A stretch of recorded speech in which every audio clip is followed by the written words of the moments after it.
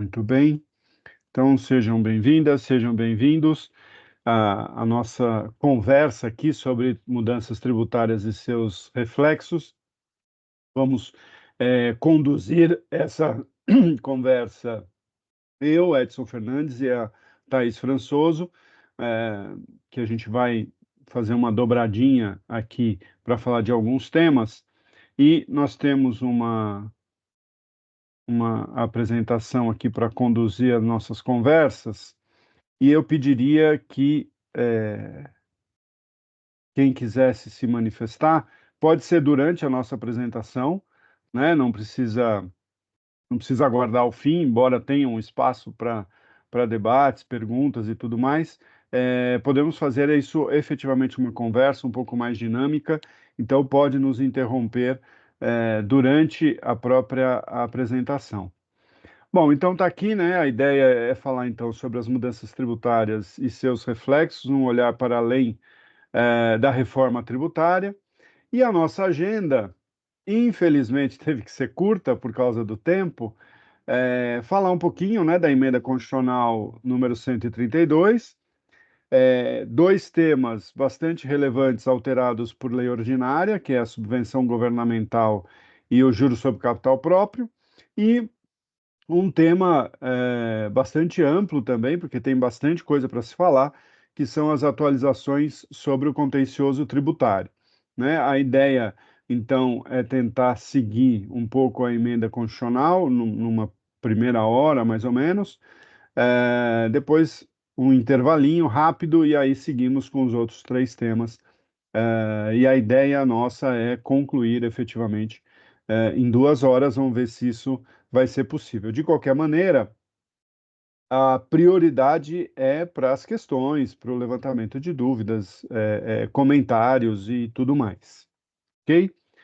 Muito bem. Então vamos lá, começando com a reforma tributária, e a ideia então aqui também é fugir um pouco do lugar comum do que a gente tem lido nos jornais, tem acompanhado em grupos, né, de WhatsApp ou webinários que acontecem, que têm acontecido. Então, focar em alguns pontos principais da emenda constitucional e especialmente naqueles que dizem respeito ao contribuinte, né? Porque a gente tem duas partes nessa mudança. A gente tem a parte dos contribuintes e a gente tem a parte dos entes federativos, né? Como é que vai dividir o bolo entre eles e tudo mais. O nosso foco aqui vai ser a parte dos contribuintes.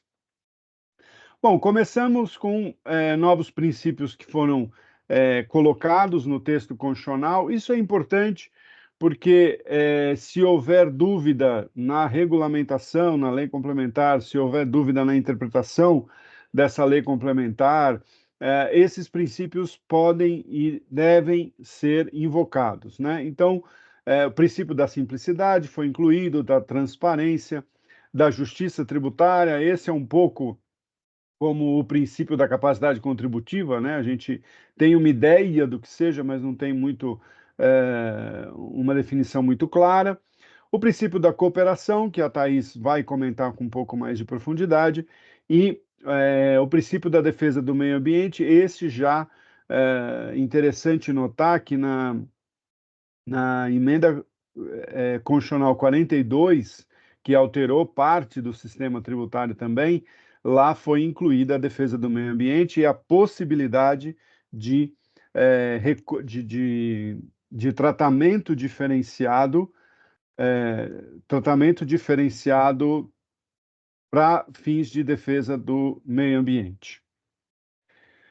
Bom, e também aqui o ponto bastante relevante para nós, né, que vai nortear um pouco a boa parte da nossa exposição aqui, que é o princípio da neutralidade. O que significa aqui neutralidade?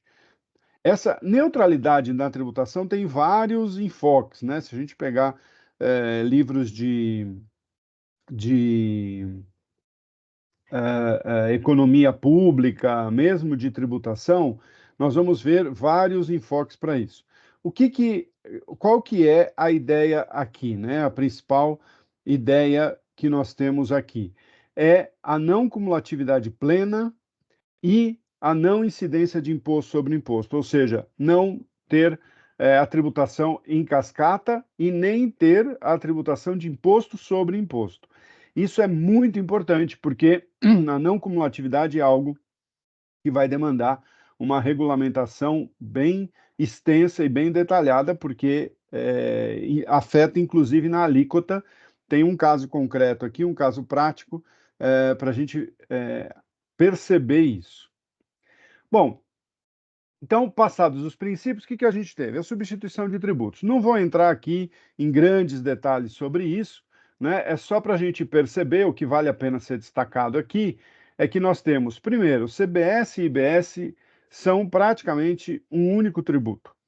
Por quê? Porque toda a regulamentação é igual. Fato gerador, base de cálculo, lançamento, toda a parte de regulamentação e de cobrança é a mesma e tem que ser a mesma para os dois tributos. Então a gente pode falar efetivamente em um único tributo. O que será diferente entre eles serão as alíquotas, né? Então as alíquotas aqui serão diferentes. Cada ente poderá fixar a sua própria alíquota.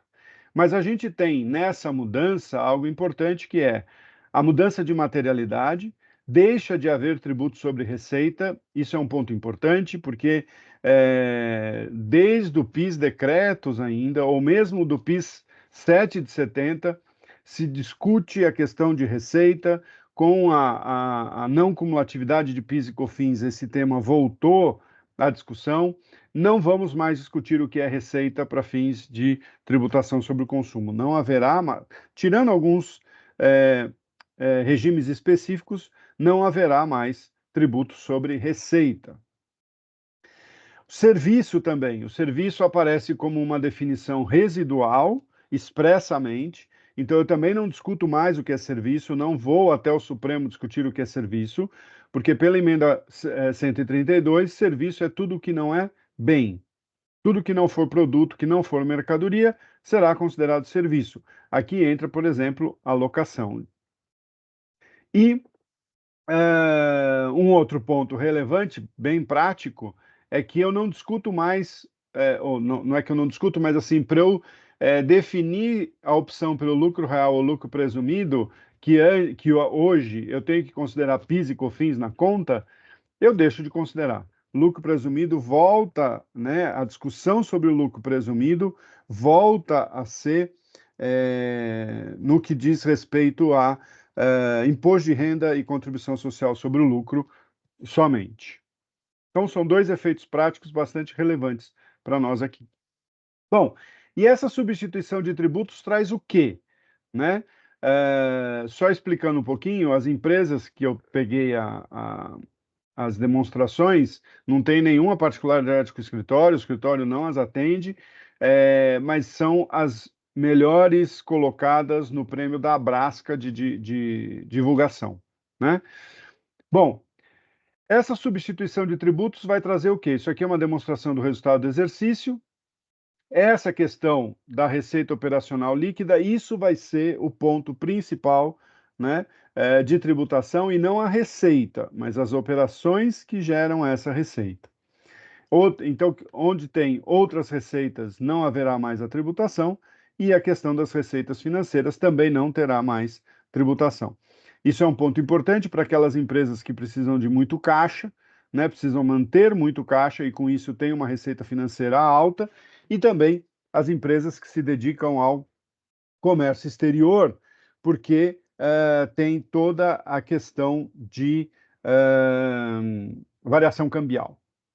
Né? Então, nesse ponto, a gente não precisa se preocupar mais, né? Aquela ideia de variação cambial eu faço por caixa ou por competência. Não tem mais não terá mais essa discussão.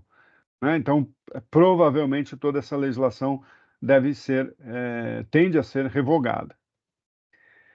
Passamos, então, isso é o que diz respeito à substituição dos tributos. E a não cumulatividade, né? A primeira parte na neutralidade. Esse é um ponto, como eu disse, e para mim o mais importante da reforma, eu particularmente acho esse o ponto mais importante da reforma, que é a não cumulatividade plena. Ou seja, todas as aquisições gerarão crédito. Então, crédito de imposto na aquisição de bens e serviços. O que é importante também, qual é a forma de não cumulatividade escolhida? É aquela não cumulatividade tradicional que nós conhecemos de IPI e ICMS. Né? Eu não tenho mais discussão sobre insumo, eu não tenho mais discussão de que alíquota aplicar, como tem na não cumulatividade de PIS/COFINS. Isso acaba. É aquela não cumulatividade normal. O imposto destacado na nota anterior, na nota de aquisição, é o imposto que serve como crédito.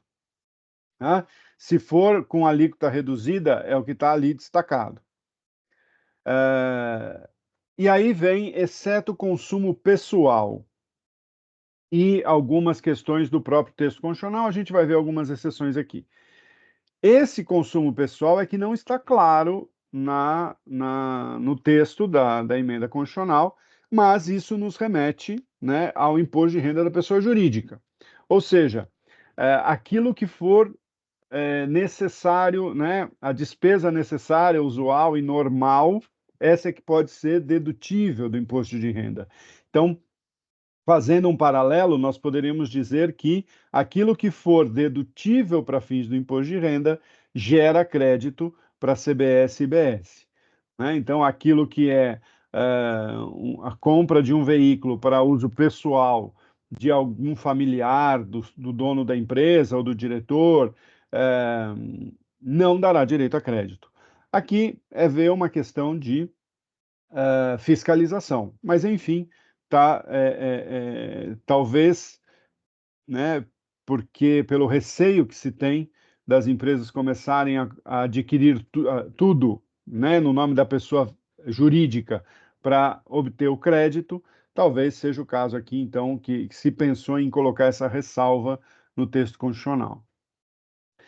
Aqui tem o seguinte: um item específico dizendo que a não cumulatividade depende do efetivo recolhimento, mas isso não é geral. Isso é só se houver previsão de responsabilidade tributária, ou seja, em situações em que o adquirente pode fazer o recolhimento do tributo.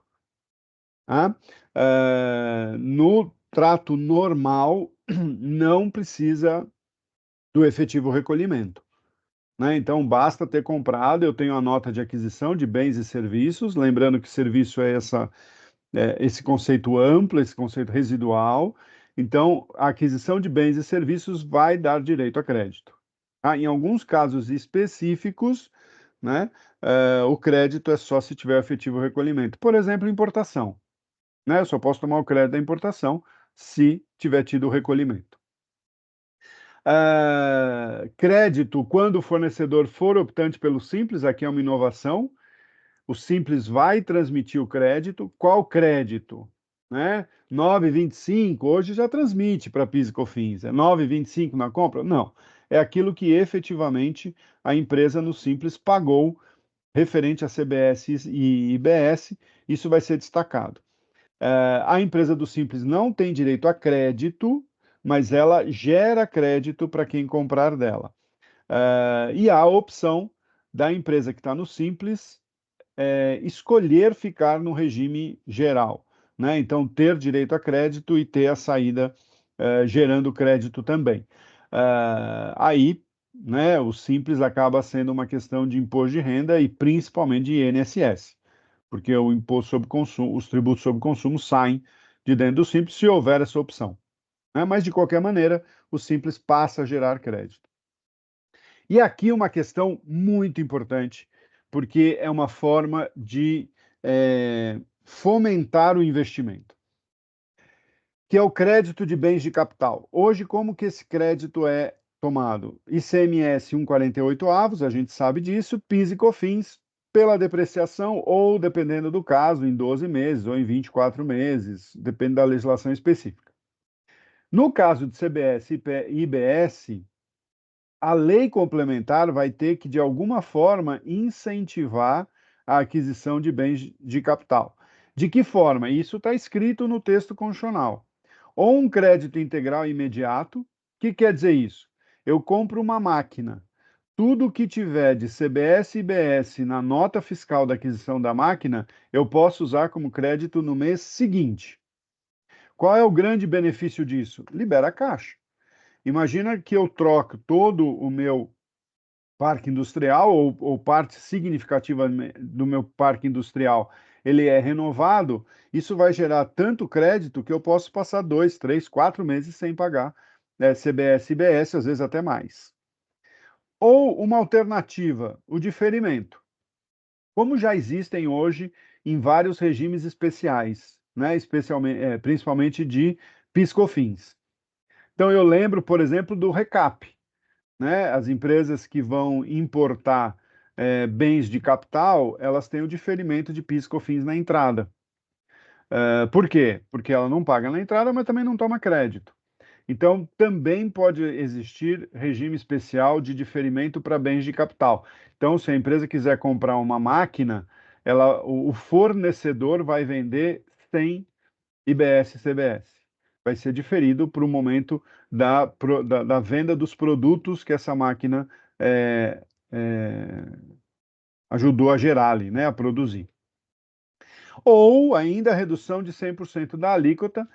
Aqui o efeito é praticamente o mesmo do diferimento, eu não vou ter na entrada. O fato é que no diferimento eu tenho que regular a saída. No caso da redução, não. Se eu tiver uma redução de 100% da alíquota para bens de capital, quem adquiriu não precisa controlar mais nada, né? Então, esse é um ponto bastante importante para nós aqui e para o fomento, né, ao investimento, que é dado pela não cumulatividade. Bom, ainda dentro da questão da não cumulatividade plena aqui. Veja, a gente vai falar daqui a pouquinho sobre o regime específico de combustíveis, que ele continua sendo monofásico, como é hoje. A refinaria ou a importadora do combustível vai recolher CBS e IBS, mas está expressamente previsto que gerará crédito. Esse CBS e IBS pago pelo primeiro da cadeia ali, né, pela refinaria ou pela importadora, vai gerar direito a crédito, não no meio da cadeia.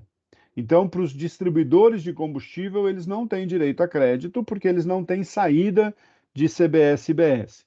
Então, de alguma forma, o valor pago pelo importador ou pela refinaria vai ter que ir passando de nota a nota até chegar no consumidor final desse combustível, né? Desde que seja uma pessoa jurídica, ela vai ter direito a esse crédito, não vai ter esse imposto monofásico de combustível, ele não vai ficar embutido no custo, ele vai ser efetivamente um crédito. E várias situações de crédito presumido foram colocadas diretamente no texto constitucional, né? Aquisição de pessoa física, porque pessoa física não gera crédito, normalmente não vai gerar crédito. Crédito presumido o quê? Produtor rural, transportador autônomo de carga, então se a empresa contratar, né, um caminhoneiro autônomo que venha a estar fora de alguma maneira do CBS e IBS, então ele vai gerar um crédito presumido.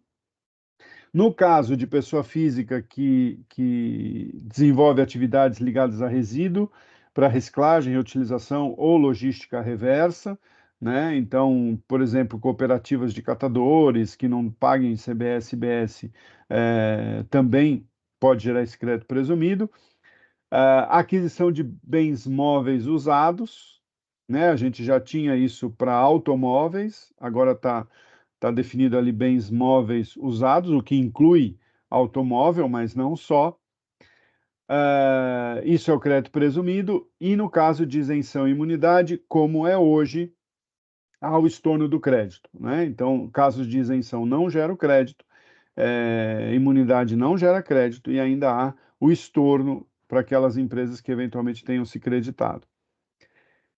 Aqui uma primeira dúvida, né, uma primeira questão existem algumas situações de alíquota zero ou alíquota reduzida. Isso não é isenção e nem imunidade, né?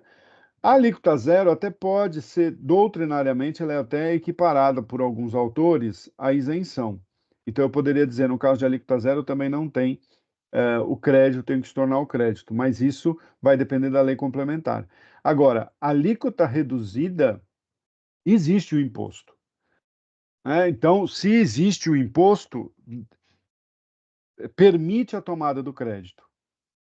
Tá? Claro, a tomada do crédito na alíquota reduzida, mas permite a tomada do crédito e não se prevê nenhum estorno.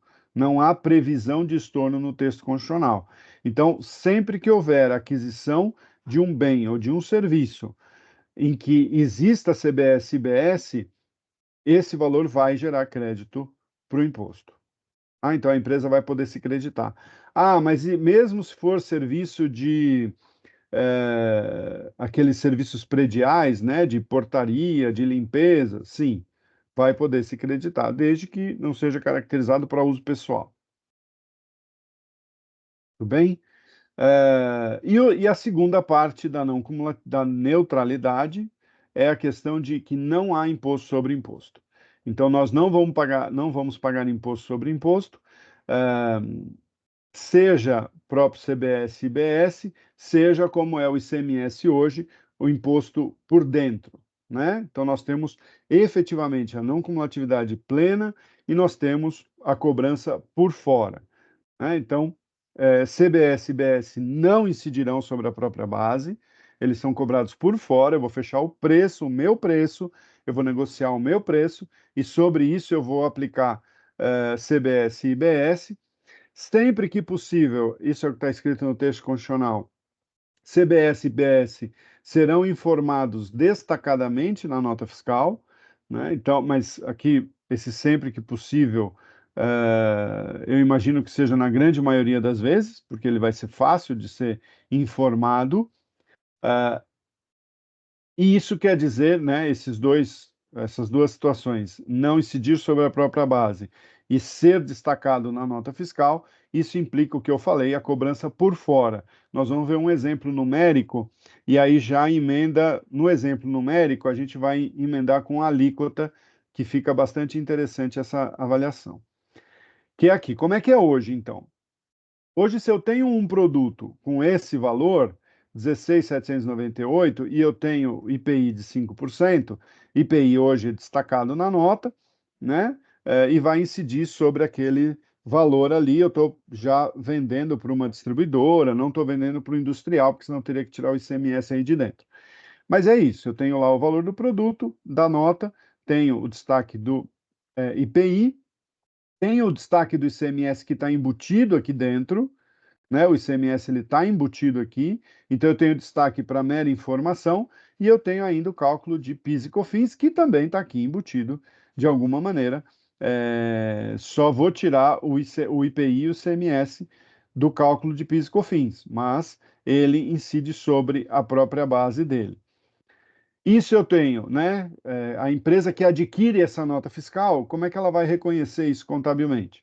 Ela vai ter um IPI a recuperar, vai ter o ICMS a recuperar, vai ter PIS e COFINS a recuperar e vai ter então o estoque de 12.500. Se nós pensarmos, né, dentro do exemplo, que o fornecedor colocou uma margem de 20%, 20% de 12,5 dá 2,5, isso quer dizer que o custo para o fornecedor foi 10. Por que eu estou falando isso? Para a gente conseguir fazer o cálculo de volta, se a gente tiver interesse. Mas o fornecedor teve lá um custo de 10, agregou uma margem, depois agregou os impostos, chegou numa nota fiscal no valor de 17.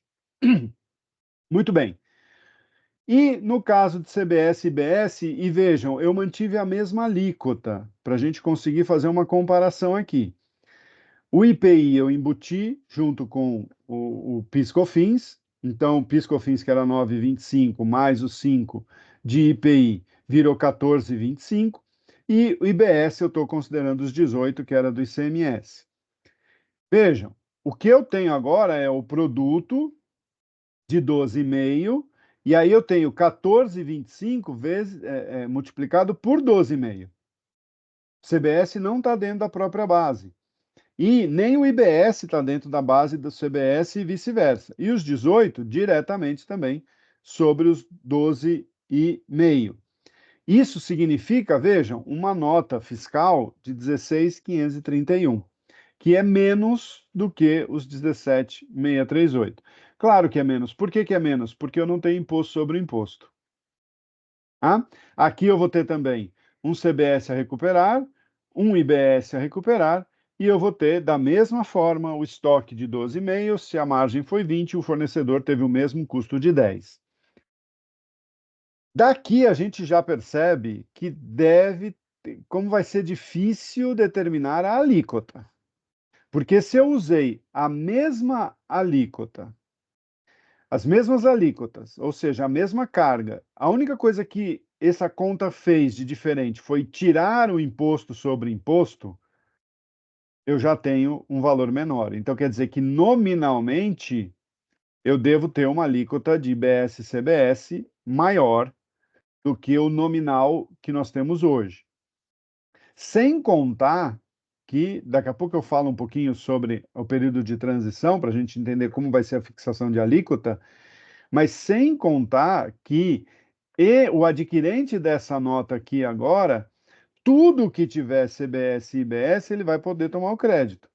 Então, se ele contratou um serviço, né, o que ele tem lá no estoque dele de 12,5, mas se ele contratou um serviço para limpar o galpão e ele considera que isso faz parte do custo da mercadoria, esse custo vai diminuir ainda mais, porque eu vou ter mais CBS e IBS a recuperar. Então, tende a ainda desbalancear ainda mais essa alíquota.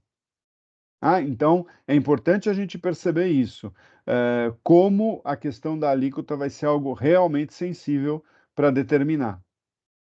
E como é que é a não cumulatividade a gente vai ver nas demonstrações financeiras, né? Primeiro, a questão do estoque, falei para vocês. Não só da própria mercadoria, mas como qualquer serviço que hoje eu tomo para compor meu produto, eu tenho ISS que é cumulativo. Agora eu vou ter IBS que vai ser não cumulativo. Então, o meu estoque ele tende a reduzir em contrapartida do aumento dos tributos a recuperar. Claro que isso vai depender da formação de preço, que é um ponto crucial da não cumulatividade e da cobrança por fora, né? A não cumulatividade plena e o não ter imposto sobre imposto, isso é crucial para a formação de preço. Porque agora o meu preço ele não vai ser por dentro, ele vai ser sempre o preço do meu produto ou do meu serviço efetivamente, e aí eu vou acrescentar os tributos. Tá? Onde mais a gente pode ter impacto aqui? Na questão do imobilizado, como eu falei para vocês também, né, os créditos sobre imobilizado. Então, eu posso também, se eu tiver IBS, CBS sobre um ativo fixo adquirido, o imobilizado vem líquido desses tributos e aí eu aumento também o tributos a recuperar. Se vier como diferimento, aí não muda nada, porque não vai ter imposto. E a questão do direito de uso ou arrendamento é o caso da locação aqui. Aqui é um ponto bastante importante, por quê? Porque a locação passa a ter CBS e IBS, mas de uma maneira diferente, como a gente vai ver lá para frente. E pode não gerar crédito de imposto. Tá? Agora, se eu tiver caracterizado um contrato de prestação de serviço como arrendamento, ou se eu tiver um contrato de fornecimento de bens caracterizado como arrendamento, o que é possível, depende de contrato para contrato, aí sim eu terei o crédito de CBS e IBS. Né? Agora, se for locação efetivamente, apesar de vir destacado na nota, dependendo da regulamentação na lei complementar, ele pode não dar direito a crédito. A gente vai ver um pouco mais para frente, quando falar dos regimes especiais. Né? Na verdade, regimes específicos, que é como está na norma. E um outro ponto relevante é que lá no pronunciamento técnico do CPC 47, né, o IFRS 15, que fala da receita de contratos com clientes, a Receita Federal incluiu ali um item que é a necessidade dessa nota explicativa aqui. Eu tenho que dizer qual é o faturamento bruto, né? Qual é a receita bruta e o que que eu tenho de imposto sobre vendas. Hoje, se vocês pegarem essa conta aqui, dá para ver. Esse valor ele está subtraindo desse aqui. Por quê? Porque está embutido. ICMS, PIS e COFINS estão embutidos aqui, né? E mesmo o IPI está embutido no faturamento total, na nota fiscal. Essa informação vai ser diferente. Ela pode até constar aqui a informação, mas ela vai estar, ela não vai compor, vai compor a nota fiscal, mas ela não compõe mais, não está mais embutido no valor do preço ali, né? Vamos ver se essa nota explicativa aqui ainda vai fazer sentido, porque a receita bruta não vai ser mais base de cálculo, né? Mais fato gerador ou base de cálculo de nenhum tributo. Aqui uma questão que, inclusive, rendeu matéria de jornal, que foi muito interessante, que é o seguinte, tanto é que está reproduzido o próprio artigo. Como fica essa questão, então, na neutralidade? CBS e IBS não fazem parte da própria base, mas e os outros tributos? Aí vem lá, os tributos de que tratam? Ou seja, eu já vou direto para o tributo. IPI, ICMS, ISS, PIS e COFINS não integrarão a base de cálculo do IBS e da CBS. A gente sabe que durante 8 anos, mais ou menos, nós teremos, né, a concomitância dos dois sistemas. Então, eu continuo tendo IPI, PIS, COFINS, ICMS, ISS e IBS e CBS. Pois bem, não vai fazer parte, né? IPI, ICMS, ISS, COFINS e PIS não vão fazer parte da base de cálculo de IBS e CBS. IBS e CBS vão fazer parte de CMS, ISS, IPI, PIS, COFINS? Pois bem, não há uma norma dizendo isso. Não há na emenda constitucional dizendo o contrário, que IBS e CBS não farão parte dos outros tributos já existentes. Mas a lógica do IBS e da CBS é a cobrança por fora. Então não faz sentido. Assim, daria mais trabalho do que existe hoje se eu calculasse o ICMS embutindo IBS e CBS. IBS e CBS eles vão ser destacados, eles vão ser cobrados à parte. Então, eu consigo não colocar PIS, COFINS, ICMS e ISS na base de IBS e CBS. Eu consigo, porque eu tenho o meu valor do produto, né? Aliás, é isso que tem que acontecer. E também consigo não colocar IBS na base dos outros tributos, porque ele é destacado, ele é por fora. Então, o que a gente tem aqui, pelo menos a conclusão que a gente pode tirar, é que um não vai incidir sobre o outro, a não ser hoje, ICMS incide sobre PIS/COFINS, PIS/COFINS incide sobre eles próprios, PIS/COFINS incide sobre ISS, ISS sobre PIS/COFINS, mas nessa relação com o IBS e CBS, não vai ter essa incidência de imposto sobre imposto. Bom, e os saldos credores que eu tiver de PIS e COFINS? Vai poder ser compensado com qualquer tributo federal nos termos da lei complementar. O saldo que tiver quando terminar, né, a transição, quando o PIS e COFINS forem extintos. O saldo credor poderá ser utilizado, né? Isso está claro ali e quero crer que a lei complementar não vai trazer nenhum empecilho, nenhuma condição. Agora, para o ICMS, da mesma forma, os saldos que existirem em 31/12/2032 também poderão ser utilizados para compensar IBS, mas aquilo que for do ativo permanente, ou seja, aquele 1,48 avos, pelo prazo remanescente. Aí os demais, pode compensar? Pode, sujeito, mas em 240 meses, né? Ou seja, 20 anos, atualizados pelo IPCA ou outro índice que venha substituir. Mas são 20 anos para recuperar esses valores. Mas tá garantido aí o crédito, os saldos que tiverem, os saldos credores que tiverem na virada do sistema. Bom, com relação à alíquota, aí conseguimos falar um pouquinho dela. Mantida a autonomia dos entes federados, então a maior crítica que se faz à reforma tributária é que ela contraria a federação.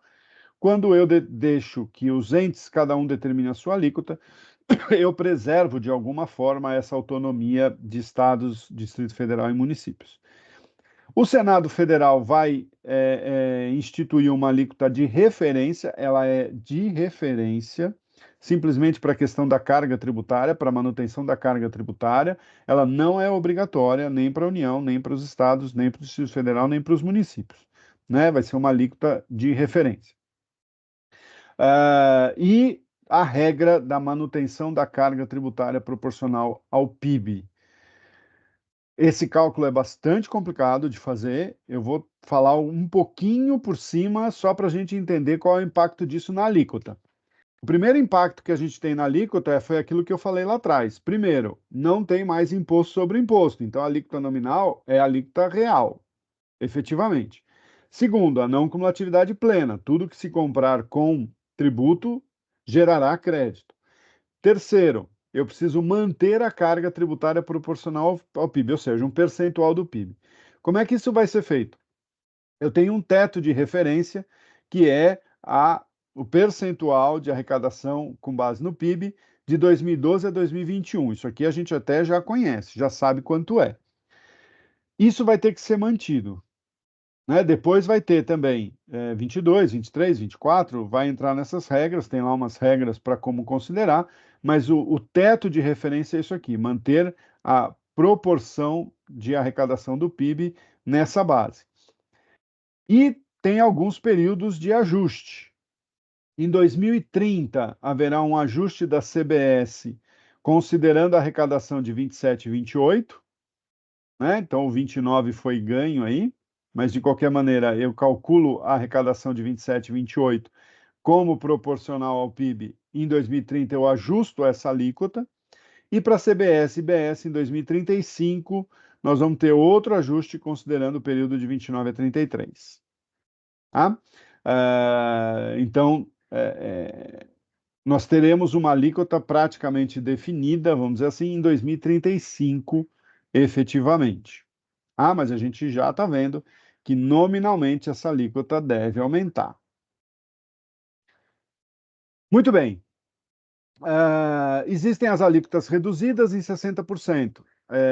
Educação, saúde, produtos de higiene pessoal, limpeza, isso aqui está o rol lá, alimentos destinados ao consumo humano, produtos agropecuários, pesqueiros e tudo mais.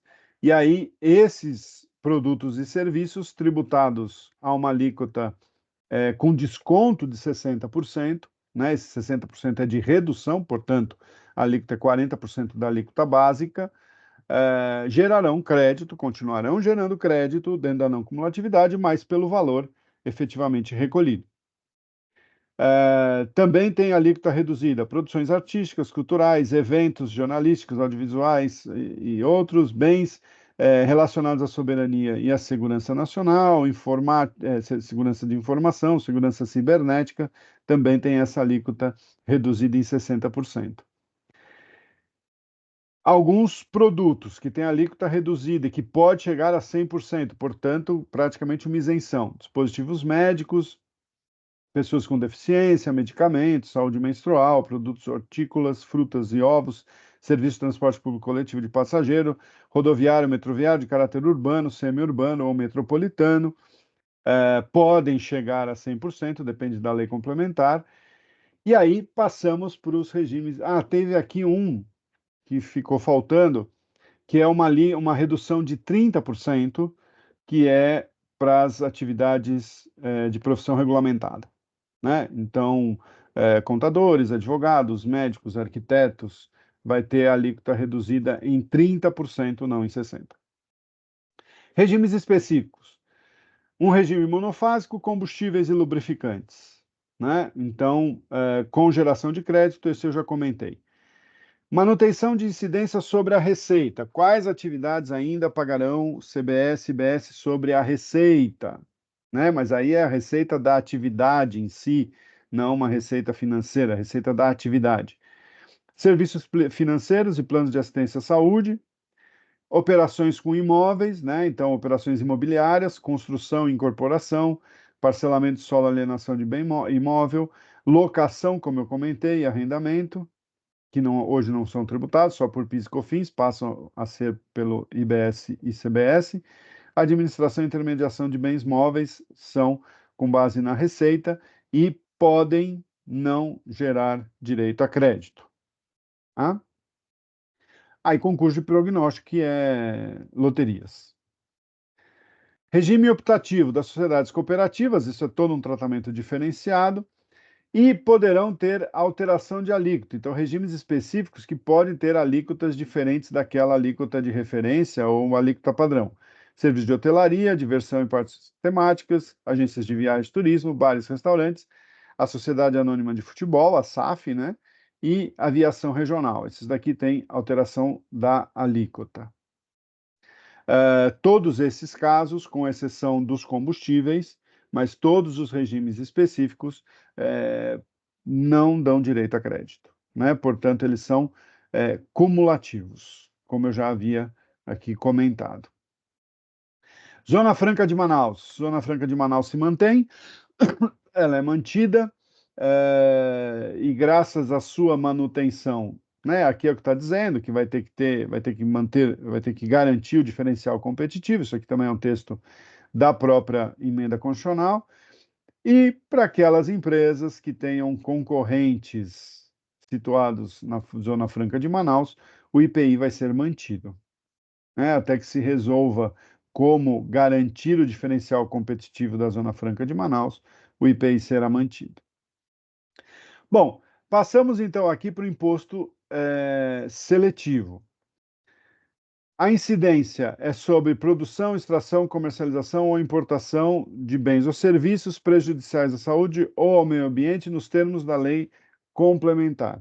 Já vimos isso em períodos anteriores, em situações anteriores. Essa lista, ela é taxativa, não é taxativa, né? Porque depende, como o ISS hoje, depende de lei complementar. O que o Supremo Tribunal Federal decidiu sobre a lei do ISS? Que a lista ela é taxativa, eu estou pondo aqui tende a ser, porque assim, já que o Supremo decidiu nesse sentido, é muito provável que o Congresso aprove uma lei complementar nesse mesmo sentido. Então, de ser taxativa, a lista é taxativa, efetivamente, quais são os produtos e serviços sujeitos ao imposto seletivo, mas admitem-se conceitos abertos, como similares, congêneres e etc. Né? Então, por exemplo, se aqui tivessem cigarros e similares. Então, provavelmente o cigarro eletrônico também estará aí dentro. Não, a lei complementar, ela não precisa detalhar todos os tipos de cigarro, sejam eles de papel ou eletrônicos, né? Então, é possível que essa lei complementar seja nesse sentido, né? Taxativa, mas com conceitos abertos. Não incidirá sobre exportação, e aí, energia elétrica e serviços de telecomunicações conseguiram incluir ali também essa imunidade, vamos chamar assim, do imposto seletivo. Então, energia elétrica e serviços de telecomunicações não vão ser considerados prejudiciais à saúde ou ao meio ambiente. No caso de energia elétrica, a gente até poderia ter determinadas situações assim. Por exemplo, energia elétrica gerada por eh, usinas termoelétricas, né, que gastam carvão ou gastam petróleo, combustível fóssil para gerar energia, mas não vai poder ter também sobre isso. Serviço de telecomunicação, eu acho que foi né, um excesso de zelo aqui do setor, porque é difícil considerar isso prejudicial à saúde, né, a menos que a gente pense que disponibilizar acesso à internet irrestrita pode ser prejudicial à saúde, mas aqui talvez tenha sido um certo receio do que poderia vir pela frente. E incidirá uma única vez, né? Será, então, monofásico e cumulativo. E mais, ele não compõe a própria base, mas compõe a base de CBS e IBS, né? E aqui há argumentos, vamos dizer assim, científicos ou argumentos acadêmicos de estudos mostrando por que que o imposto seletivo tem que compor a base de CBS e de IBS. E pode ter alíquota fixa ou em percentual, né? A ad valorem é ter uma alíquota em percentual, X% do valor da venda e coisas do tipo. Período de transição. Aqui é uma questão bastante importante para a gente entender, embora não seja muito fácil. Em 2026, teremos IBS com alíquota de 0,1% e CBS com alíquota de 0,9%. Ambos, CBS e IBS, vão gerar crédito para serem utilizados nessa ordem. Primeiro, compensar com PIS e COFINS, mesmo o crédito de IBS, tá? Por quê? Porque aqui é um período de teste para se verificar a calibragem da alíquota. Isso é importante, a gente entender que isso é um período de teste, que isso é um período estatístico. Então, mesmo IBS gera crédito que pode compensar PIS e COFINS, outros tributos federais, ou se sobrar, para ressarcimento. Mas tem que ser nessa ordem, como é hoje já, no caso de PIS e COFINS. Esse é um ponto importante, ó. Pode haver dispensa do recolhimento no caso de cumprimento de obrigação acessória, das obrigações acessórias correspondentes. Então, em 2026, pode ser que não se recolha IBS e CBS. Por quê? Como eu disse, ela tem uma função estatística para calibrar a alíquota. Se a empresa apura, informa no SPED, provavelmente vai ser via SPED. Se a empresa apurou e informou via SPED, essa é a informação que a Receita Federal quer e que o Senado quer e que o comitê gestor do IBS quer para entender qual é o nível de arrecadação desses tributos. Portanto, se já a informação já foi prestada, não precisa ser recolhido para logo depois se aproveitar o crédito. Ah? Claro, temos que esperar a regulamentação, mas isso é o que pode efetivamente acontecer, esse valor não ser recolhido. A partir de 2027 muda um pouco a figura.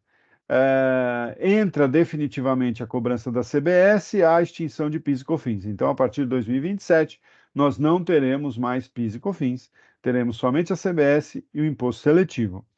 O IPI, em 2027, passa a ser reduzido a zero, com exceção daqueles produtos industrializados na Zona Franca de Manaus. E é salvo, né? Está escrito saldo, na verdade é salvo se sujeitos ao imposto seletivo. Então, se tiver imposto seletivo, também não tem IPI. O IPI e o imposto seletivo não vão conviver. Agora, se um produto industrializado na Zona Franca de Manaus, ele não tiver imposto seletivo, então o IPI fica mantido mesmo a partir de 2027, somente para esses produtos que são industrializados na Zona Franca de Manaus. Claro que quem está na Zona Franca de Manaus não vai pagar por esses, né, pelo IPI, mas todo o resto do país, os concorrentes de quem estiver lá, vai pagar. Em 2020, bom, então PIS e COFINS já ficou para trás. Agora a gente já está com CBS a partir de 2027. 27 e 28, começamos a transição do IBS. Estados e Distrito Federal vão aplicar uma alíquota de 0,05 e os municípios uma alíquota também de 0,05. Na verdade, é aquele 0,1% que tinha no período de 26. E a CBS é reduzida em 0,1% exatamente para compensar esse IBS aqui. Então, aí começa a transição do ICMS e do ISS, né, ou pelo menos já vai se jogando as bases para isso, e a coleta de informação para fazer essa transição. De 2029 a 2032, a gente tem efetivamente a transição do ICMS e do ISS. As alíquotas vão sendo reduzidas 10% ao ano, então em 29, 10, depois 20, 30, 40, em 2032. Opa! E aí estamos chegando já para 2033, ICMS e ISS serem extintos. De 29 a 32, redução proporcional dos incentivos fiscais, ou seja, da subvenção, o que a gente está chamando hoje de subvenção de ICMS. Manutenção dos benefícios em vigor até 2033, né? Então, eles vão ser, embora haja uma redução, os benefícios vão ter que ser mantidos. É, e as empresas que estão vendo reduzir aquela subvenção que eles contavam para ter trazido a fábrica para cá, não será mais dado por meio de ICMS, mas será criado um fundo de compensação de benefícios fiscais, que é um fundo temporário, destinado expressamente e especificamente para compensar a redução do nível de. E aí, aqui é uma pegadinha, do nível de benefícios onerosos do ICMS. O que são benefícios onerosos? São aqueles concedidos por prazo certo e sob condição. Olha aqui já a questão da subvenção para investimento sendo implantada aqui. Então, quer dizer que se eu tiver benefício de ICMS que não seja oneroso, ou seja, não seja concedido por prazo certo nem com nenhuma condição, eu não vou receber, a empresa não vai receber esse fundo de compensação, né? Não vai ter a manutenção dos seus benefícios aqui. Temos que ver como vai ser a regulamentação, mas eu acho que a sementinha já está jogada aí. E aí, com isso, eu pego o gancho, né, para passar para a subvenção governamental e juros sobre capital próprio, e depois a Thaís segue. Bom, como era e agora a Thaís vai precisar me ajudar aqui. Como era o tratamento das subvenções até 2023?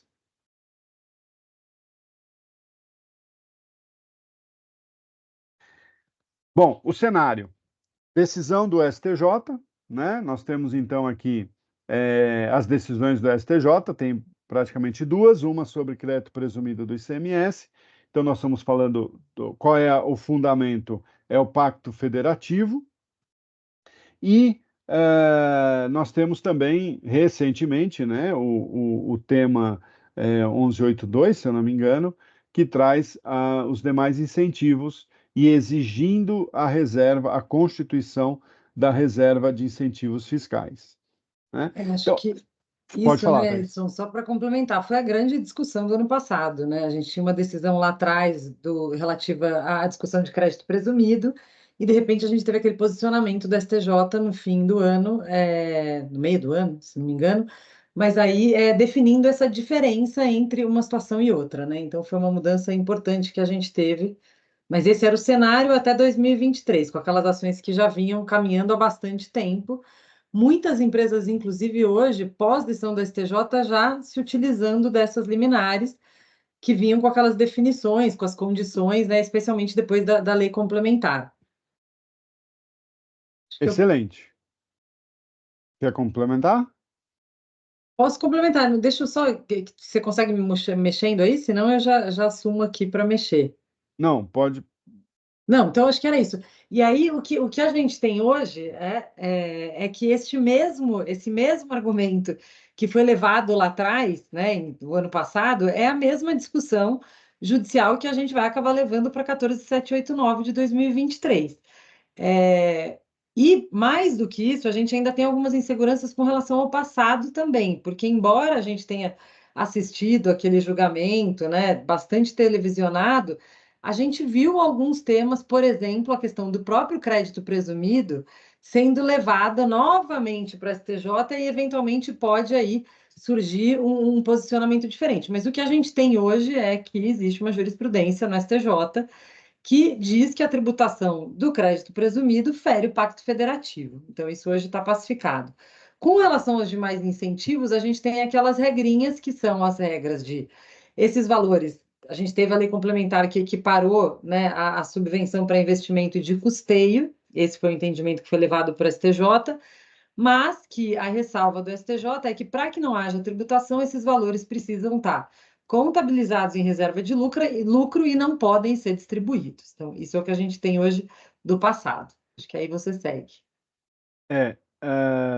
E esse é um pouco, como a gente tem visto já, né, em notícias de jornal, algumas liminares já sendo concedidas, mesmo nós já estamos patrocinando várias ações nesse sentido. Então, argumentos para as novas discussões com relação a 14789, a gente vai usar esses argumentos. Bom, mas vamos tratar da 14789 em si. Não, eu não quero discutir. Como é que eu aplico a regra nova? Muito bem, então vamos lá. Primeiro ponto, pessoa jurídica tributada pelo lucro real. Então tem que estar no lucro real. E lucro presumido? Né? Vai tributar no lucro presumido? Ou eu mantenho a regra antiga? Não, a regra antiga eu não mantém porque ela foi revogada. Os artigos foram expressamente revogados, tanto do Decreto-Lei 1598, quanto da Lei 12.973. Bom, a receita de subvenção, ela passa então a ser tributada na apuração anual. Aqui vai levantar uma outra questão que eu já trago aqui para a mesa. Então, as receitas de subvenção passam a ser normalmente tributadas na apuração anual. Ela não é tributada na estimativa mês a mês. Lucro presumido, temos a dúvida do que fazer, né? Ainda há, de qualquer maneira, uma discussão judicial, mas está lá perdido, ou o lucro presumido não vai ter essa possibilidade, o que não faz muito sentido. Embora não haja mais previsão para exclusão dos valores, né, ela tem que ser reconhecida contabilmente. Tá? Então, eu tenho que ter o reconhecimento disso, a gente já vai ver em seguida. Toda e qualquer subvenção. Isso se aplica a toda e qualquer subvenção governamental e não apenas para os incentivos e benefícios de ICMS. Por que isso é importante? Porque várias empresas têm subvenções econômicas concedidas por fundos de fomento à pesquisa, por exemplo, FINEP, que é federal, ligado ao Fundo Nacional de Desenvolvimento Científico e Tecnológico. A FAPESP, ela subvenciona vários estudos também, desenvolvimento de várias pesquisas. Né, isso aqui não é só do ponto de vista acadêmico, FINEP e FAPESP, eles também financiam pesquisas em empresas. E essas subvenções também estão sujeitas à lei. E aí nós temos um caso interessante do escritório de FINEP, que nós estamos até fazendo uma consulta para a Receita Federal, porque é o seguinte, o FINEP é um órgão, um fundo federal. Então quer dizer que eu vou ter que pedir mais dinheiro para o governo federal para pagar o imposto de renda do governo federal, né? Não tem sentido isso, mas enfim, é o que está na lei, né? Não há exceções aqui. Necessidade de habilitação. Então, tem que ter um ato concessivo, e nesse ato concessivo ele tem que ser editado anteriormente à implementação e expansão do empreendimento econômico. Então, implementação é praticamente criar um empreendimento novo, e expansão é, como o nome está dizendo, expandir um empreendimento que já exista. Tá? Então, tem que ter um ato concessivo anterior à implementação e à expansão. Um ponto importante aqui: muitas empresas têm um ato concessivo lá do passado, antes da implementação e antes, eventualmente, da expansão, e esse ato concessivo tem sido renovado. Sei lá, a cada 2 anos, a cada 3 anos, há uma renovação desse ato concessivo. Vejam, nós vamos pegar o ato concessivo, o original, que foi efetivamente antes da implementação, não a sua renovação. Essa, em princípio, é o que a gente deveria fazer, a menos que a renovação mude alguma coisa, haja uma implementação após uma renovação do ato concessivo, aí tudo bem. Mas se houve renovações, eu posso me valer do ato concessivo original. Esse ato concessivo tem que estabelecer expressamente as condições e as contrapartidas da implementação e expansão. Isso existe, né? Isso aqui não é algo impossível, isso existe. Agora, nós precisamos estar enquadrados nessa situação. Então, nós vamos, na habilitação, no pedido de habilitação, nós vamos apresentar o ato concessivo, esse ato concessivo vai estar lá, né, vai constar as condições e as contrapartidas expressas, e eu vou dizer que, vou comprovar que a implementação foi após esse ato concessivo. Então, é bem difícil hoje conseguir essa habilitação. Como eu coloquei, não há necessidade do ato concessivo ser posterior à lei. Isso não, né? O que vai acontecer posterior, não é nem posteriormente à lei, mas é posteriormente ao protocolo, que é a possibilidade da tomada disso, do crédito, né, desse crédito fiscal, subvenção válida somente a partir do protocolo. Por isso que, mesmo para as empresas que resolveram discutir, né, judicialmente, para que elas não percam de todo esse direito, o que a gente tem recomendado? Corram para fazer a habilitação. Eu preciso desse protocolo. O protocolo, se não respondido em 30 dias, ele tem uma aprovação tácita, né? Então, vamos correr. Habilitação, como eu disse, habilitação tácita após 30 dias. E esse crédito, ele vai ser apurado na ECF. Então, provavelmente vai ter lá, não de 24, porque não tem ainda crédito nenhum, em 25, na ECF de 2025, provavelmente vai ter um item específico lá para demonstrar a ECF. E aqui vem uma grande discussão. E a empresa que está no lucro real trimestral? Ela vai pagar só no último trimestre, porque o pagamento tem que ser numa apuração anual, ou tem que pagar no fim de cada trimestre, porque no fim de cada trimestre é que você tem a apuração definitiva, né? Então, ainda há essa dúvida. Nós, por enquanto, entendemos que será pago no último trimestre, e aí, na ECF do ano entregue no ano seguinte, eu tomo esse crédito, né? Não precisa pagar, no lucro real nos primeiros 3 trimestres. Como é que é a apuração? Aqui é uma grande discussão, né? Se vocês já tentaram fazer simulação, já participaram de discussões, viram. Há uma grande discussão.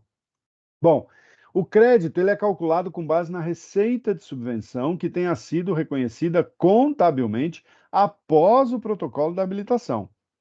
Então, vejam, eu tenho uma subvenção econômica, eu tenho que reconhecer essa receita contabilmente e só posso apurar esse crédito depois do protocolo. Por isso que a gente falou, corra para fazer o protocolo.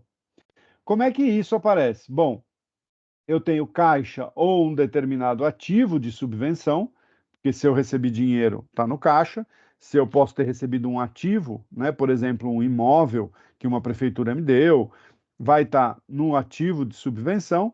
E eu posso, num período intermediário, ter um passivo, se eu não cumprir ainda, se eu não cumprir aquelas condições. Se eu já cumpri as condições, então eu tenho efetivamente uma receita de subvenção. Contabilmente, é isso que tem que aparecer, de acordo com o CPC 07, que ficou famoso lá por conta da decisão do STJ, né? Então, eu tenho o reconhecimento específico dessa receita de subvenção. Como é que eu vou calcular os limites? Primeiro, eu tenho essa receita, que é onde eu vou apurar os 25%. E as despesas? Aqui a pergunta é despesa contábil ou é despesa fiscal? Porque o tratamento fiscal é diferente do tratamento contábil. Então, a depreciação lá do ativo imobilizado, eu tenho a depreciação fiscal e tenho a depreciação contábil. A amortização do ativo intangível, eu tenho a amortização. Aqui a fiscal e a contábil são muito parecidas. Exaustão, locação e arrendamento, que o tratamento é diferente para fins tributários, porque a dedutibilidade é do pagamento, não é da despesa, né, efetivamente de locação ou da despesa financeira.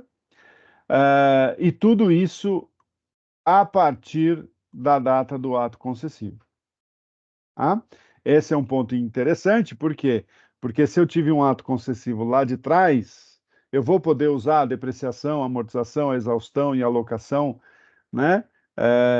Mesmo antes do exercício de 2024, né? Bom, mas enfim, como eu apuro 25% da receita de subvenção, limitado a essas despesas aqui, ao somatório dessas despesas. Tá? Então, aqui só rapidamente para a gente dar uma olhada. Essa é uma demonstração de resultado do exercício, não tem nenhum incentivo aqui, não tem nenhum benefício ainda, que é só o parâmetro. Isso aqui é o básico, né? É a versão zero para a gente fazer a comparação. Se nós seguirmos o STJ, crédito presumido, ele é pacto federativo, então eu tenho 1.800.000, por exemplo, 12% do faturamento, eu tenho 1.800.000, não preciso constituir a reserva e diminuo o meu lucro real. Então eu faço uma exclusão aqui do 1.800 para a apuração do lucro real, o meu imposto é o mesmo e sobra um lucro líquido maior, obviamente, 1.800 maior, não preciso fazer a reserva, eu posso distribuir isso como dividendo. Bom, como é que era a literalidade da 12.973? É praticamente igual até aqui, mas eu preciso constituir a reserva de incentivos fiscais. Então, apesar de ter um lucro líquido maior, eu não posso distribuir. A minha base de distribuição fica igual ao padrão. O imposto fica igual ao padrão, mas a minha base de dividendos também. Como é que fica com a lei 14.789? Veja, até aqui, ok, eu tenho tudo isso, tenho uma despesa de depreciação, por que essa despesa de depreciação está relacionada ao custo aqui? Porque é a despesa de depreciação, amortização, exaustão, locação e arrendamento ligado à operação. Isso ou ligada à subvenção. Se a minha subvenção ela está ligada ao faturamento, então eu estou entendendo que tem que ser o custo, né? E eu tenho uma despesa de um custo de depreciação de 520, o meu crédito vai ser de 25% de 1.800. Eu acho que aqui ficou a versão anterior, espera aí, vezes 0,25, na verdade aqui não é 130, aqui é 450. Corrijam aqui para mim, por favor, depois eu vou corrigir, né, para a gente ter a coisa certinha. Aqui seria 450, porque é 25% de 1.800, limitado a 520. 450 seria menor que 520, então, ok, eu poderia ter o crédito de 450 aqui. Tem uma que a depreciação, então, é maior, aqui vai dar no mesmo. Deixa eu passar aqui. Aqui aparece, então, os 450. Bom, então, como é que eu calculo? Eu calculo crédito sobre a subvenção limitado à somatória da despesa de depreciação, amortização, exaustão ou locação e arrendamento. Bom, só que está escrito lá que essa limitação não se aplica aos bens não sujeitos à depreciação, por exemplo, terreno. Então, eu tive uma subvenção e eu comprei um terreno com isso. Ela tá para fazer a minha fábrica. Eu não tenho limite, porque eu não tenho depreciação disso. Como é que eu faço, então, para calcular o limite da base do crédito? Ele pode ser sem limites, portanto, já que eu não tenho a depreciação, né? Se eu tiver minha subvenção ligada simplesmente à aquisição desse terreno, pode ser sem limites, porque eu não tenho nenhuma depreciação ligada a isso, né? Se for assim, então toda vez que eu tiver um terreno envolvido na minha implantação ou na minha expansão de investimento, eu não vou ter limite para calcular o crédito. Já estou terminando aqui. Bom, e como que eu reconheço esse crédito, né? Vou usar o CPC 32, ou seja, vou colocar o crédito na linha do imposto de renda. O que é esse crédito? Esse crédito, na verdade, ele é uma moeda de pagamento de tributos federais. É para isso que serve. Não se trata, portanto, de um tributo corrente. Eu não vou pagar por ele. E não se trata, e nem, não necessariamente eu vou reduzir meu tributo corrente com ele, porque eu posso pagar qualquer outro tributo federal. Também não se trata de um tributo. Por que eu não usaria para o imposto corrente? Porque eu posso ter imposto de renda na fonte, eu posso ter antecipações mensais, Então, não necessariamente eu tenho que pagar o meu imposto de renda corrente. Então, não é um tributo corrente. Também não é um tributo diferido. Isso aqui não é, né, não é um ajuste temporário que foi feito no na minha apuração de imposto. Portanto, né, isso nos conduz a entender que esse crédito ele vai ser reconhecido como outras receitas e outras receitas, obviamente, não sujeitas a tributo, nem PIS, COFINS, nem imposto de renda, nem contribuição social, por expressa disposição ali da Lei 14.789. E o que fazer com o saldo da reserva de incentivos fiscais? Né, eu tenho um saldo lá a partir de 2023. Não dá para fazer nada, tem que ficar lá. Né? Se eu não tiver ainda todo ele formado, nós entendemos que não precisa refazer. Por quê? Porque o lucro a partir de 2024 ele é tributado integralmente, né? Agora, e o saldo que existe lá? Não pode ser distribuído sob pena do imposto, não pode ser capitalizado, mas depois eu não posso ter uma redução de capital. Então, é uma incógnita o que a gente vai fazer com essa reserva de incentivos fiscais. Bom, meu último assunto aqui, antes de passar definitivamente a palavra para a Thaís, são os juros sobre capital próprio, aqui é um pouco mais rápido. A base de cálculo do limite de dedutibilidade, é disso que nós estamos falando. Juros sobre capital próprio, a empresa pode pagar o quanto ela quiser. Ela não pode deduzir do imposto tudo que ela pagar, se tiver acima desse limite. Quais são os limites? TJLP vezes capital social integralizado, reserva de capital referente ao ágio na subscrição de ações. Aqui a dúvida, e se eu tiver subscrição de cotas? Né? Como é que fica no caso da subscrição de cotas? Reserva de lucro, exceto reserva de incentivos fiscais. Então, essa expressamente foi tirado da base, o que vai prejudicar muitas empresas. Ações em tesouraria, e se eu tiver cotas em tesouraria? Né? Esse é um valor negativo, esse é um valor devedor no PL. E se eu tiver cotas em tesouraria? Como é que eu faço? Lucros e prejuízos acumulados, aqui também aumentou a base, porque os lucros acumulados agora foram incluídos na base do juros sobre capital próprio.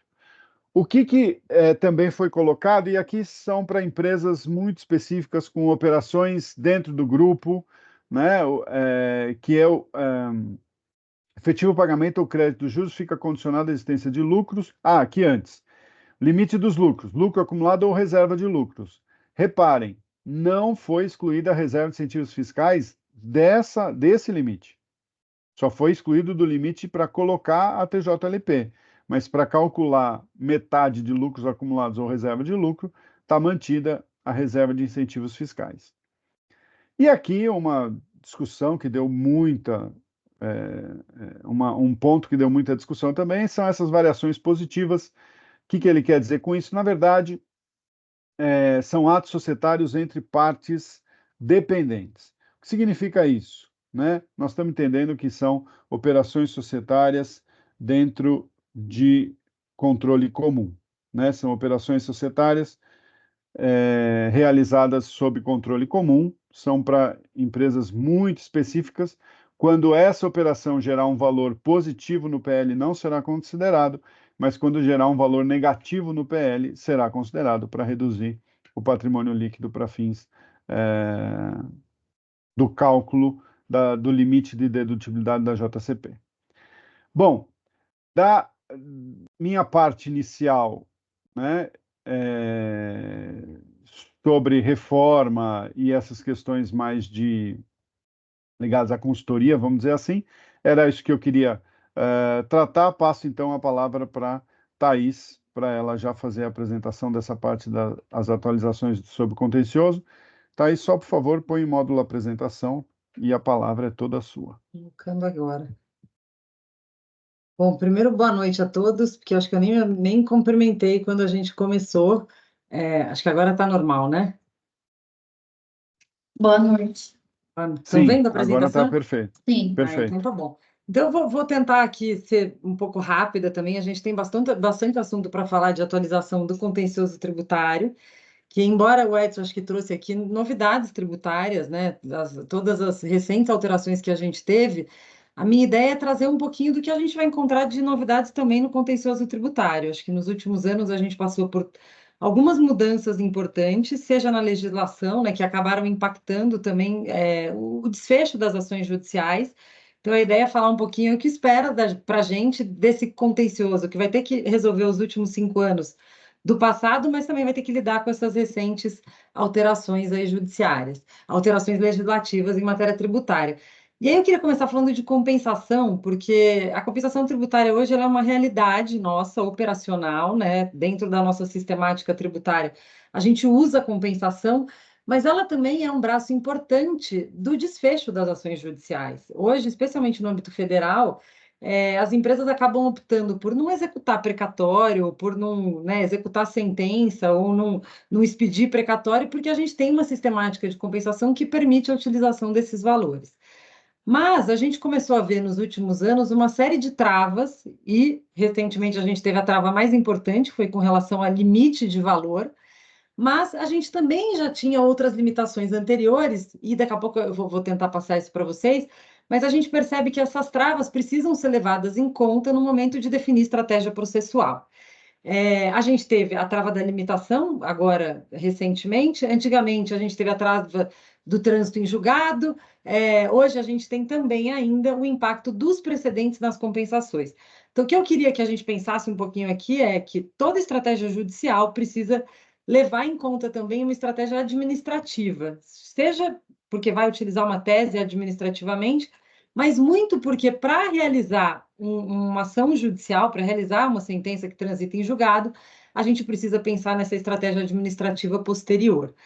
E aí, lembrando dessas mudanças que eu tentei colocar aqui, o CTN é muito claro, né? Ele diz que a lei que vai estipular as regras para essa compensação. Então, nos últimos anos, a gente teve, primeiro, uma vontade, especialmente do governo atual, de relativizar teses ou alguns desfechos judiciais. A gente viu isso agora com a tese do século, né? Toda essa limitação que a gente tem com relação aos valores que podem ser compensados com decisões transitadas em julgado tem muito a ver com os montantes absurdos que a gente tinha da tese do século, e com isso houve uma tentativa de limitar a utilização desses valores para buscar maior arrecadação. Mas isso não é uma novidade, né? Hoje a gente vê várias vedações que a gente tem, por exemplo, vedação de crédito prêmio de PI. Era uma vedação fruto de teses tributárias que os contribuintes faziam essas compensações administrativamente. Mesmo a subvenção, a gente deve encontrar alguma limitação se essas teses vingarem, porque são valores também bastante relevantes. E mais do que isso, a gente encontra algumas limitações também, sempre voltadas ao controle e fiscalização. A gente viu a limitação da possibilidade de se compensar aquela compensação cruzada, né, que era de INSS com tributos federais, ela só passou a ser possível quando a Receita pôde cruzar esses instrumentos, o E-Social, né, a DCTF, quando possível esse cruzamento, essa fiscalização eletrônica, foi viabilizada aí essa compensação. A habilitação de crédito também antigamente não existia, mas ela foi uma forma de fiscalizar anteriormente se existia o trânsito em julgado, se era o mesmo contribuinte que ia compensar. Mesmo a trava também do saldo negativo, que acho que foi o último exemplo que a gente teve, que era para eu entender qual é o saldo negativo, eu preciso entregar ECF. Bom, então eu só vou poder usar esse saldo negativo 6 meses depois com a entrega da ECF. Então a gente precisa estar atento, primeiro, a essas travas que vão ser impostas pela fiscalização, pela Receita ou pela legislação, mas também esses instrumentos de fiscalização que devem trazer aí um cenário bastante restritivo com relação a compensações e até aplicação de teses. E aqui o Edson falou bastante da transição, né? Por bastante tempo a gente vai ficar com esses dois regimes, mas provavelmente o IBS e a CBS vão trazer novos contenciosos. O Edson falou muito da questão da não cumulatividade. Como é que isso vai ser tratado dentro dessa nova sistemática? O IBS está dentro, está fora da Receita Federal, mas vai estar dentro desse comitê. Será que a gente vai ter novidades nesse sentido também? A gente vai ter muita discussão com relação à forma desse novo contencioso tributário, que vai precisar ter as mesmas bases e mesmas interpretações. Então, provavelmente, a gente vai ter novos riscos aí.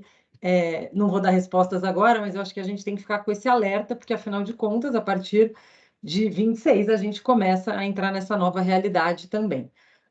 Sobre as limitações impostas, a gente teve, né, como eu disse, fruto da tese do século, as limitações impostas pela MP e pela portaria, pela MP 1202 de 23 e pela portaria 14 de 24. O que diz essa portaria nova? Créditos acima de 10 milhões não vão poder ser compensados antes de um prazo mínimo de utilização de 12 meses. Então, de 10 milhões a 99.999.999 milhões, a gente vai ter que compensar num prazo mínimo de um ano. E aí ele escalona isso por 20, 30, 40, chegando na definição aí que os créditos acima de 500 milhões vão precisar ser utilizados no prazo mínimo, e eu não estou falando de prazo máximo, de 60 meses. Por que isso é relevante? Primeiro porque o primeiro impacto que a gente tem nessa decisão é, bom, mas e se eu tiver um valor maior e eu for ter que compensar acima desses 60 meses, ou eventualmente débitos, créditos que a gente já começou a utilizar e daqui para frente vão ter que ser escalonados em 60 meses, eventualmente até ultrapassando o prazo de 5 anos, como fica a questão do prazo de 5 anos, que vem determinado na NN 2055 e também em solução COSIT, inclusive um tema já bastante judicializado, que nos diz aí que essa declaração de compensação ela vai ter que ser apresentada no prazo de 5 anos, contado da data do trânsito em julgado. Essa foi a primeira discussão quando saiu a nova regulamentação, mas espera aí, então caiu o prazo de 5 anos? Porque muitas vezes eu vou ter que extrapolar esse prazo. O que a Receita já se manifestou quando expediu ali um perguntas e respostas foi de que esses créditos acima de 10 milhões não teriam mais que estar sujeitos a essa restrição dos 5 anos. Então, houve aí uma revogação tácita da legislação anterior. Mas, com relação aos créditos menores, nada foi manifestado. Então, a gente entende, acho que até por uma questão de um entendimento um pouco mais conservador, de que créditos acima de 10 milhões, o prazo cai. Mas com relação a créditos menores, não sujeitos a essa limitação imposta pela nova lei, é importante que se siga o prazo do artigo 106 da 2055 ou opte pelo ingresso de ação judicial. E nesse sentido, a gente já tem muitas liminares que revogam essa imposição do prazo por argumentos de direito já adquirido, né, por segurança jurídica do próprio contribuinte, de que não existiria essa limitação. Mas é importante judicializar se esse crédito for abaixo de 10 milhões. Um outro ponto aqui é com relação aos créditos que já foram habilitados antes da lei. Porque o que disse também não está na instrução, não está na legislação, mas está no perguntas e respostas, de que o valor que vai ser usado como base para entender em que linha ali daquele escalonamento esse crédito vai entrar, segundo o entendimento da Receita, a gente vai usar o valor da PERDCOMP, da declaração de compensação original. Então, se eu entreguei uma compensação há 4 anos e ainda tenho crédito remanescente, é esse valor lá de trás que vai ser usado como base para entender que ele precisa seguir esse prazo aí imposto pela Receita Federal, esse novo prazo imposto na legislação. E o que a gente faz com tudo isso que tem aí no nosso dia a dia tributário, né? Se eu tiver ações em curso, né? Então eu tenho uma ação, porque o que acontece é que hoje, antigamente, a gente entrava com uma ação judicial e pedia para compensar administrativamente sem conhecer essa nova limitação. Às vezes dizia pela legislação vigente ou pela legislação vigente à época, mas é fato que essa legislação trouxe uma nova limitação, que era desconhecida no momento de distribuição dessa ação. Então, o que a gente precisa fazer se existem ações já em curso? Estou pensando aqui no caso de subvenção, discussões relacionadas à contribuição previdenciária, a subvenção antiga, eventualmente, ISS na base do PIS e da COFINS, que ainda não está pacificado. Todas essas ações, se a gente quiser resguardar esse direito novo, né, esse direito velho, né, de compensar ilimitadamente, talvez seja o caso de entrar com uma medida já específica para afastar essa nova legislação com relação às ações já interpostas. Se eu tenho ações que já transitaram em julgado, então, portanto, eu ainda tenho um crédito que já acabou, eventualmente ele já está até habilitado perante a Receita Federal. O que é importante fazer? Se eu ainda tenho um crédito que eventualmente passe daqueles limites e que eu queira, né, usar esse crédito antes dessas limitações impostas. Aqui também é importante que se entre com uma nova medida específica para afastar a norma atual, essa limitação e essa restrição imposta. Por quê? Porque a gente já tem um direito que foi adquirido ali atrás.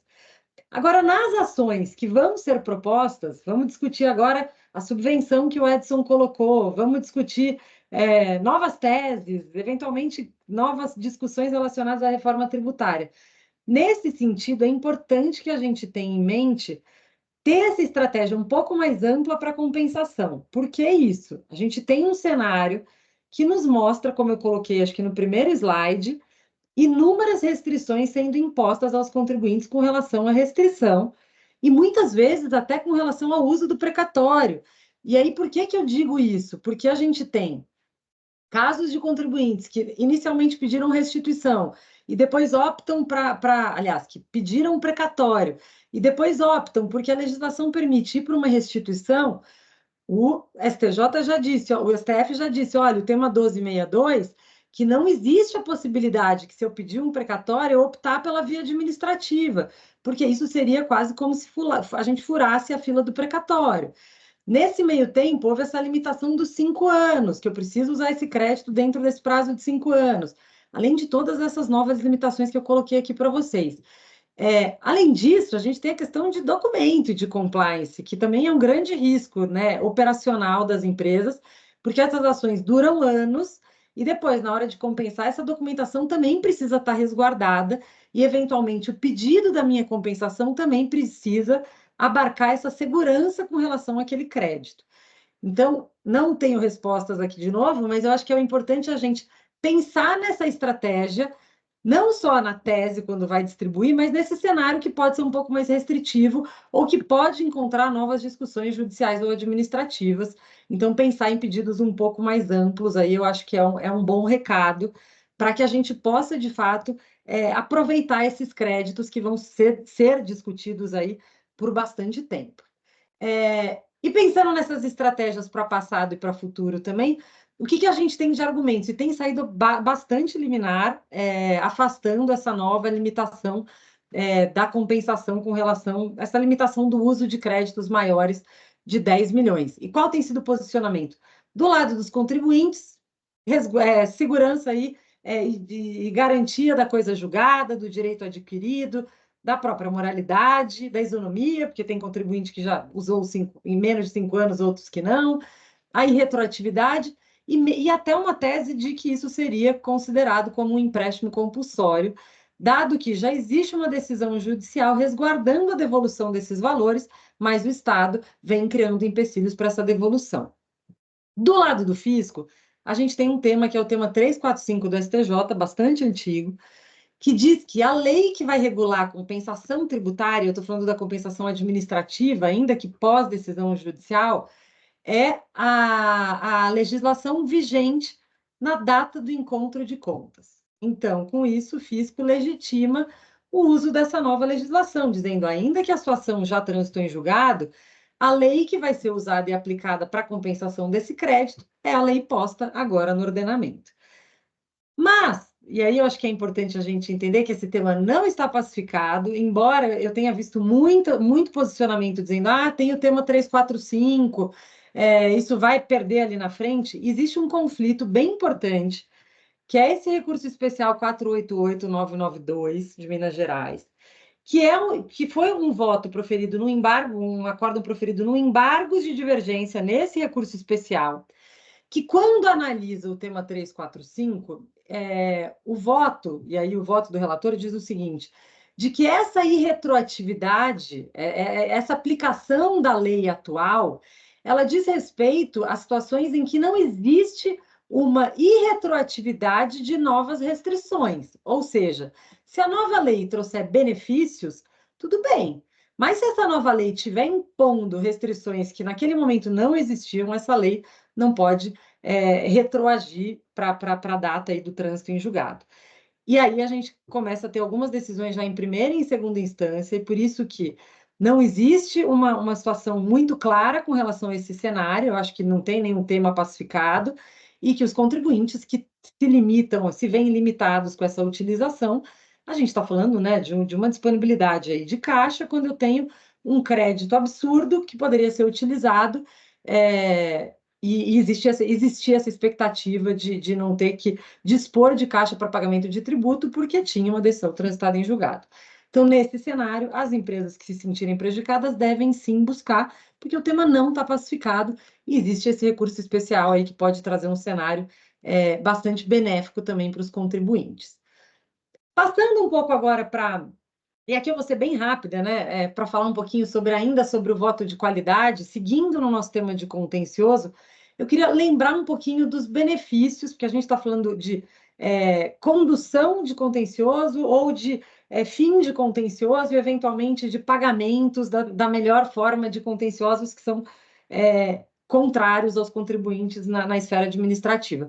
E aí, a 14.689, depois de muita discussão, né, quando, enfim, voltou o voto de qualidade, depois das inúmeras indas e vindas que tivemos no ano passado, no ano retrasado, né, a gente vem, acho que, desde 2020, discutindo a volta ou a não volta do voto de qualidade, mas a gente teve uma mudança importante, porque sim, o voto de qualidade voltou, mas a gente passou a ter um novo tratamento, um tratamento diferenciado para aqueles casos em que eram julgados com empate por força do voto de qualidade no CARF. O primeiro deles foi redução de juros, se esse débito que o contribuinte perde no CARF pelo voto de qualidade poderia ter uma redução de juros, sem juros, se ele fosse pago no prazo de 90 dias. Isso é bastante interessante, porque existiam algumas teses, né, no contencioso tributário que buscavam afastar os juros, no caso de uma discussão administrativa continuar por muito tempo. Então, esse foi um ponto bastante positivo. Esse valor ainda pode ser parcelado em 12 meses e também pode aí ser usado precatório para esse pagamento. De novo, a gente vê o mercado de precatórios bastante movimentado, seja pela transação ou por essa nova possibilidade aqui também.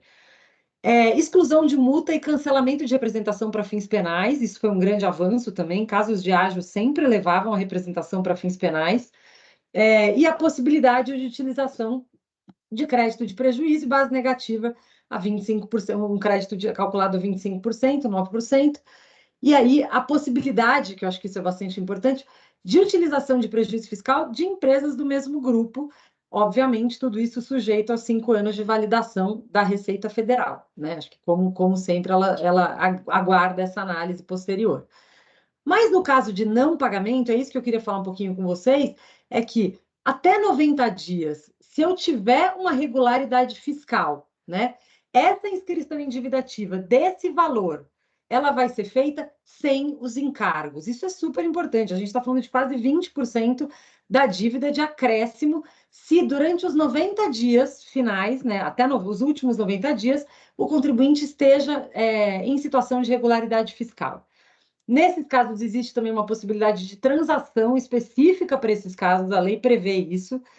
E também existe a possibilidade de não ter que ter a obrigatoriedade de oferecimento de garantia no executivo fiscal para contribuintes com boa capacidade de pagamento, e esse é um termo que está sendo veiculado em vários novos institutos, quando a gente fala um pouquinho de compliance cooperativo, e também contribuintes que estejam regulares pelos últimos 3 meses. Quando houver a necessidade de garantia, isso é bem importante também, porque não tem capacidade de pagamento ou porque não está regular, a gente não vai ter uma execução prévia desta garantia para esses casos, que essa é uma outra discussão que tem avançado bastante também, nos casos de casos terminados pelo voto de qualidade por empate. O que isso nos diz? Eu acho que é um ponto bastante relevante de mudança de processo administrativo fiscal. A importância de uma boa condução e de uma boa gestão desse processo administrativo. Por quê?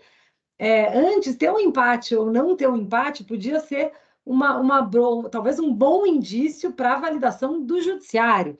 Mas isso hoje impacta não só a redução do débito a ser quitado ou ser discutido, mas impacta também o custo de garantia e, eventualmente, até o valor da dívida ativa. E também permite possibilidades de transação e de outros benefícios, até afastando a responsabilidade penal. Então, é muito importante que a gente tenha essa boa condução e a boa gestão desse processo para que se busque também esse resultado, eventualmente, num empate. Isso é uma mudança importante de paradigma na condução desse processo. Um outro ponto é a questão de capacidade de pagamento. A capacidade de pagamento hoje, ela vira um ponto importante de compliance. A gente tem visto isso nas transações e a gente vai ver isso também durante a condução desse processo administrativo, porque ela vai impactar o oferecimento ou não de garantia. Regularidade, obviamente, também. E a importância da gente pensar estratégias conjuntas, né? A lei fala da transação, do negócio jurídico, processual, pensar nas compensações em créditos, pensar conjuntamente todos esses institutos para regularização desses passíveis. E aí já falei bastante também de análises judiciais no outro tópico, para pensar um pouco na compensação, eventualmente, desses pagamentos. Mas isso nos mostra, e aí eu já vou passar para o próximo tema, que todas as novidades legislativas têm batido muito martelo nessa questão do compliance cooperativo. E aí eu vou falar um pouquinho dele, pensando no que, e aí, o que é esse compliance cooperativo, né? Ele tem a ver com a capacidade de pagamento, ele tem a ver com cumprimento de normas, tem a ver com regularidade fiscal.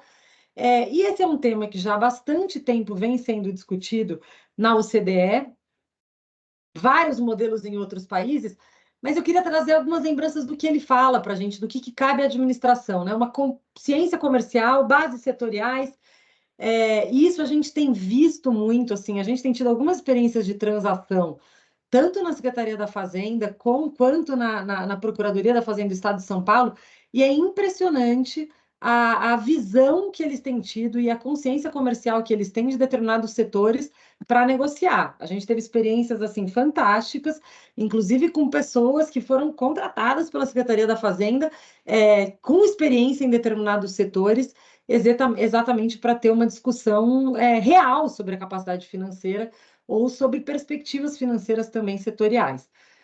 Fala de imparcialidade, fala de proporcionalidade na aplicação e na interpretação, isso vai ser muito importante quando a gente tiver aí a reforma, né, implementada sobre a transparência na aplicação e na interpretação dos conceitos aí novos trazidos. Fala de gestão de risco e fala também de transparência. Do lado do contribuinte, é isso que eu queria falar também um pouco, o que cabe a esse contribuinte? Promover e divulgar dados, aqui a gente está falando basicamente de cumprimento adequado de obrigação acessória, mas fala muito de um cumprimento não apenas formal da legislação.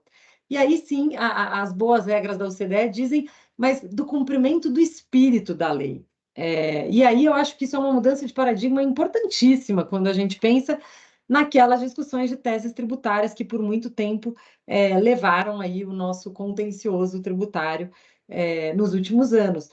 Mas o que a gente tem como desafio aí também, né? Como é que a gente abre estratégia comercial? É de fato um ambiente de confiabilidade? Obviamente que para a gente chegar nesse lugar, a gente vai precisar mudar os dois lados dessa relação jurídico-tributária, porque a gente precisa proporcionar um ambiente que de fato traga confiança, né? Mas, só para dizer que isso não é uma visão mais utópica, acho que o Edson disse que eu ia falar um pouquinho disso.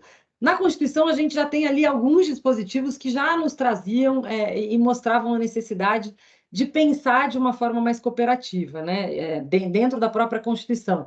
Desenvolvimento nacional, promover o bem de todos, uma sociedade justa, livre. Mas, dentro da forma como foi construída essa relação jurídico-tributária, a gente não conseguiu garantir essa premissa de confiança.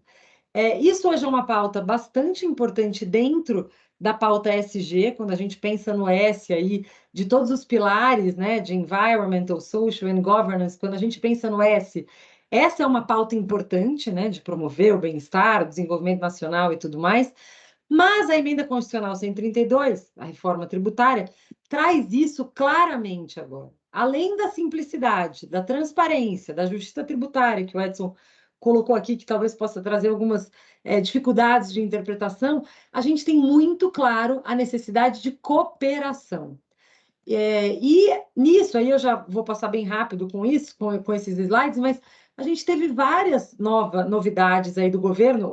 Ontem até saiu um programa do governo reafirmando essa ideia para 2024 desses programas de cooperação e conformidade, que eu acho que vocês já conhecem bastante também. Eu não vou falar especificamente deles, mas O que eu queria colocar aqui é que ele traz 3 pilares muito importantes. O primeiro é o da conformidade, quando cuida do Confia, do Sintonia, que é um novo programa, e agora a gente está de novo com um plano aberto aí para os contribuintes se cadastrarem no Confia.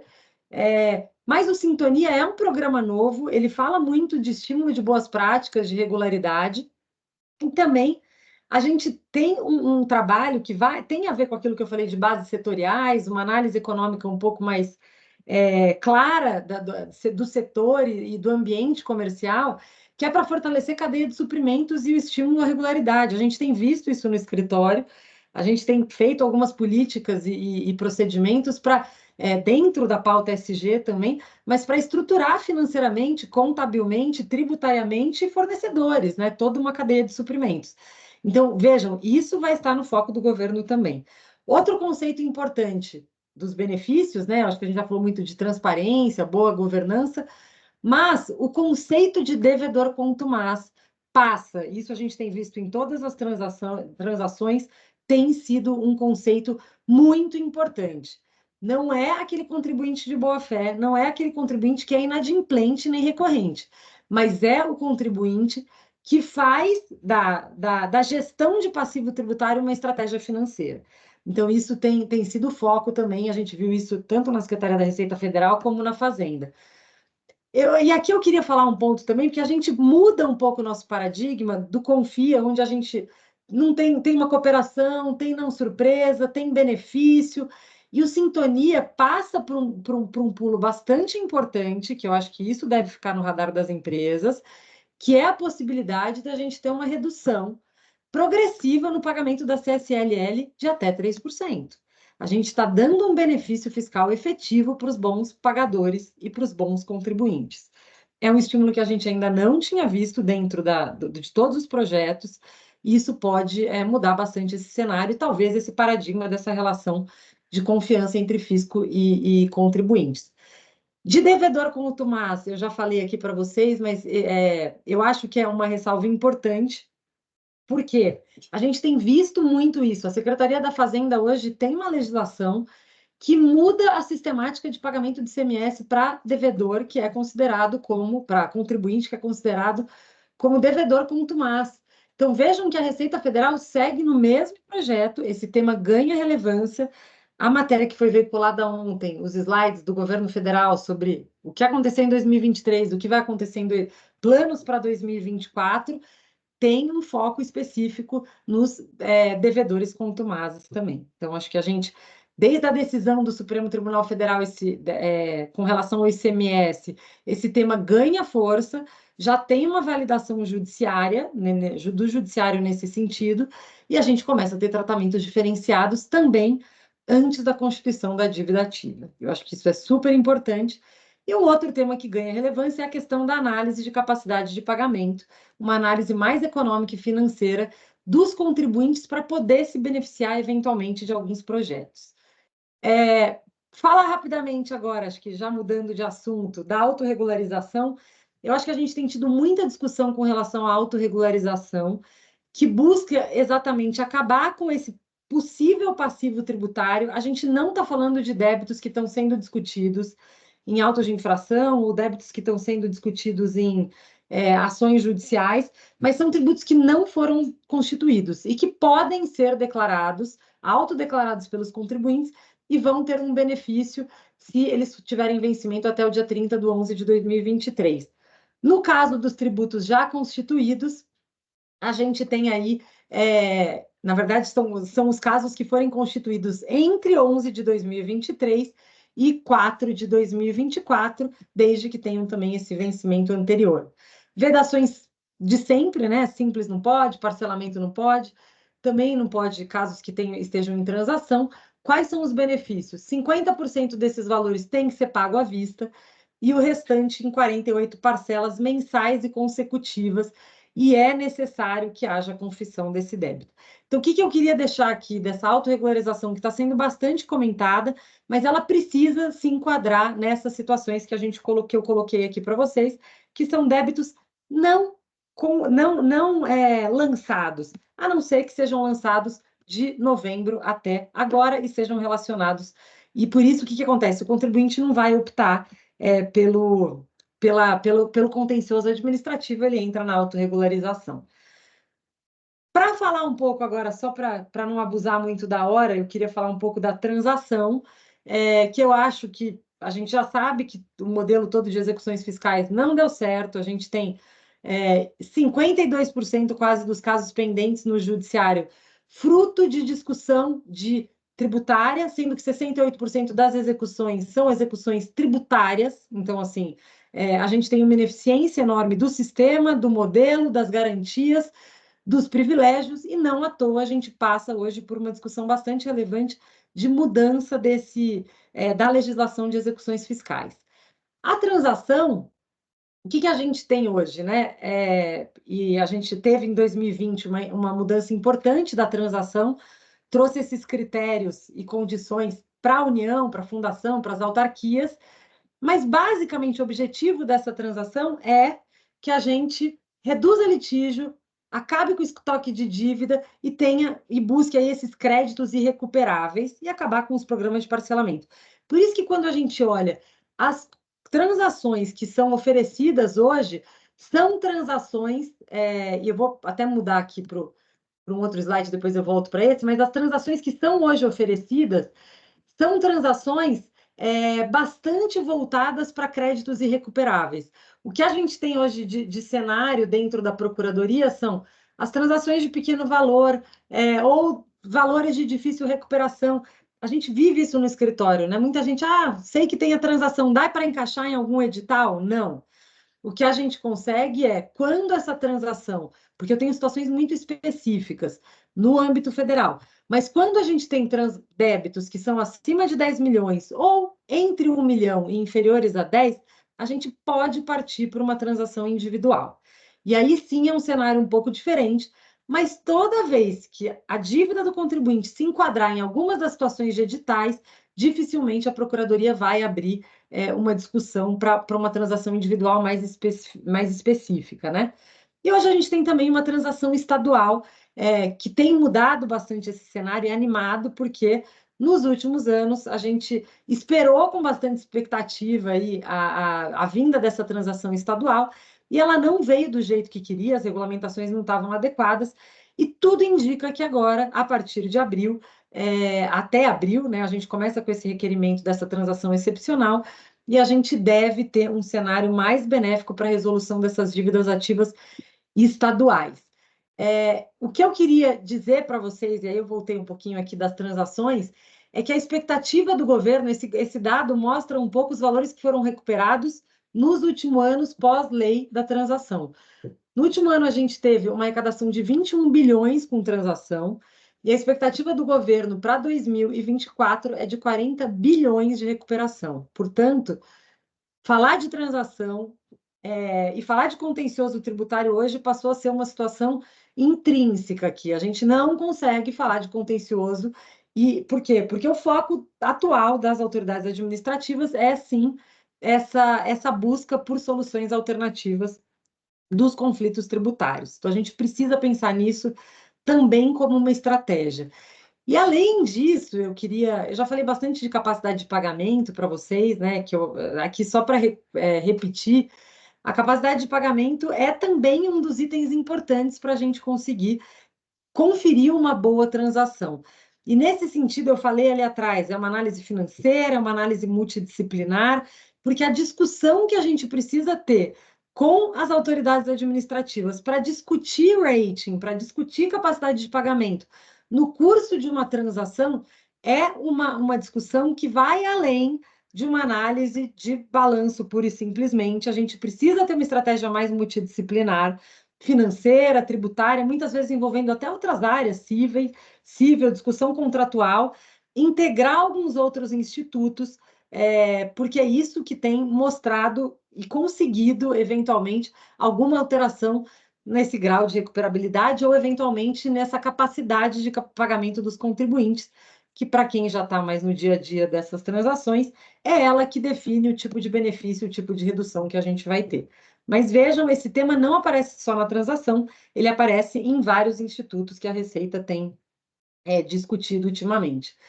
E aí, para lembrar para vocês, porque eu falei bastante de solução alternativa, é que além da transação, caminham hoje dois projetos, o de mediação e de arbitragem, dentro da reforma processual em sentido mais amplo aí que a gente tem do processo administrativo e do processo judicial, e a gente deve ter alguns avanços nesse sentido também. Então, existe um esforço do governo, do legislativo, e também da academia, de modo geral, para que avancem esses processos exatamente para redução desses conflitos tributários, e é importante que a gente esteja atento e acompanhe esses projetos aí também. E para terminar, eu acho que a gente falou muito de desafio, e eu tentei ser rápida sobre, dando um overview de algumas novidades que a gente teve nos últimos dias, no último ano, mas a gente deve enfrentar mudanças muito importantes no contencioso tributário em razão do IBS.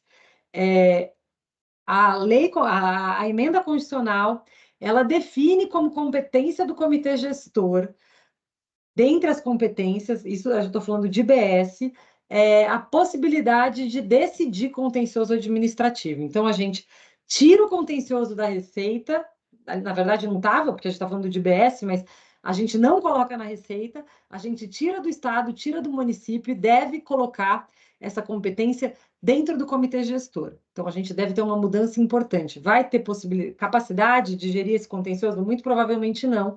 Então, como isso vai acontecer? Talvez a gente tenha uma delegação também e um compartilhamento de competências e algumas atividades coordenadas, e vai ser importante essa mudança de paradigma, porque a gente não conduz mais um auto de infração no município ou no estado, mas a gente vai ter que fazer isso de uma forma mais uniformizada. Existe uma briga grande para que entre aí uma previsão também de segunda instância. A emenda constitucional não fala disso, então a gente tem que ver aí como vai sair a lei complementar dentro de todas essas discussões. Além disso, a gente tem a questão da harmonização e da compreensão das normas, da compreensão das interpretações relacionadas ao IBS e ao CBS, mas a gente ainda tem, talvez, um contencioso no âmbito do comitê, um contencioso no âmbito do CARF, da Receita Federal. Como é que isso vai acontecer? Então, provavelmente a gente ainda vai ter muita discussão. A emenda constitucional diz que esse tipo de conflito vai ter que ser decidido pelo STJ, então talvez ele seja um contencioso um pouco mais rápido, mas a gente deve enfrentar algum tipo de discussão nesse sentido também. E mais do que esse tipo de confusão, o 156B, ele diz que uma lei complementar vai poder prever a integração do contencioso administrativo dos dois tributos, delegando eventualmente competência para a Receita Federal também lançar o IBS nos casos em que entender que for percebida aí uma eventual ilegalidade ou uma eventual ofensa à norma do IBS ou da CBS. Então, a gente vai ter muita mudança no contencioso e é preciso que a gente se adeque também a essa nova sistemática. Acho que era isso que eu tinha para dizer, de forma bem rápida, cumprindo o horário aqui, porque eu sei que está todo mundo cansado. E aí, acho que a gente pode abrir para perguntas, para respostas, para dúvidas. Claro, agora fica aberto para comentários, para tirar dúvidas. Estamos aqui à disposição. Só descompartilha, Thaís, Vou por tirar favor. aqui.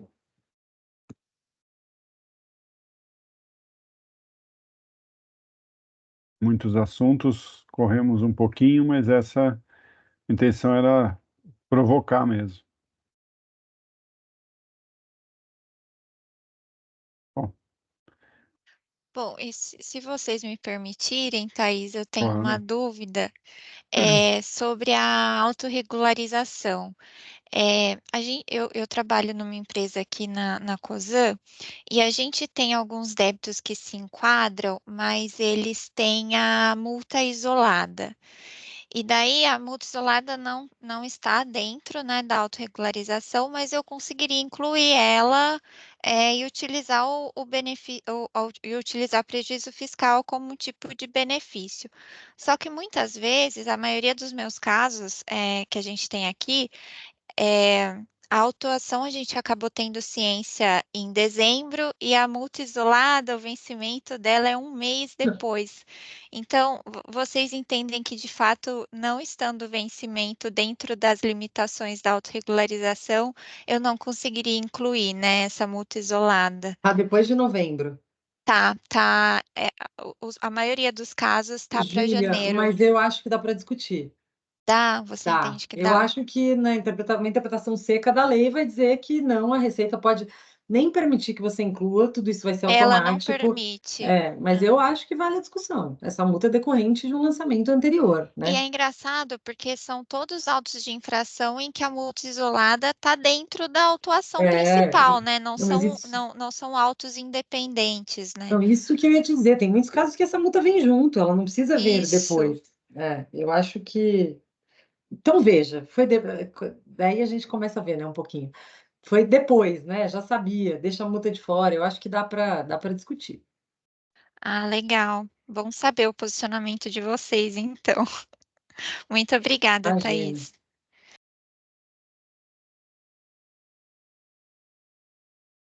Bom, a Júlia já abriu a fila. Se alguém quiser colocar mais alguma coisa, fazer mais algum comentário.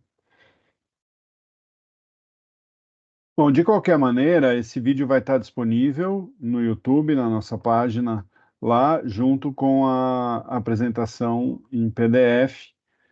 E aí, para quem quiser rever e algum ponto, e estamos à disposição também para conversarmos a respeito. Eu quero agradecer todas e todos que estiveram aqui conosco, Thaís, que dividiu aqui a apresentação, e, na verdade, nós iremos terminar, né, Thaís, dizendo que tem muito pela frente ainda, porque toda a parte de tributação internacional, preço de transferência, Pilar 2, nós não falamos, a parte de offshore.